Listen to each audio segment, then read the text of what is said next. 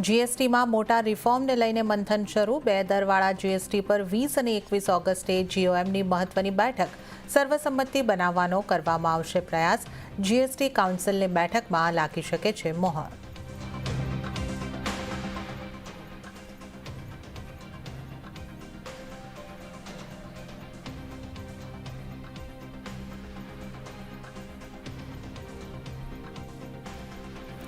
GST reform પર PM મોદીની જાહેરાતથી બજારમાં તેજીની રેલી સેન્સેક્સ નિફ્ટીનું 1% તેજી સાથે ક્લોઝિંગ બેંક નિફ્ટી પણ 400 પોઈન્ટ્સ ઉછળ્યો તો મિડ કેપ અને સ્મોલ કેપમાં પણ મજબૂત તેજી સાથેનો રહ્યો કારોબાર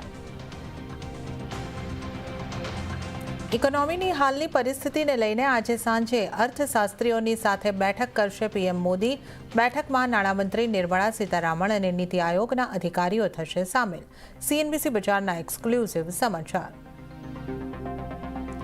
ચીનના વિદેશ મંત્રી વાંગ યી ભારતના પ્રવાસે વિદેશ મંત્રી જયશંકર અને એનએસએ અજીત ડોભાલ સાથે થશે મુલાકાત પીએમ મોદી પણ કરશે મુલાકાત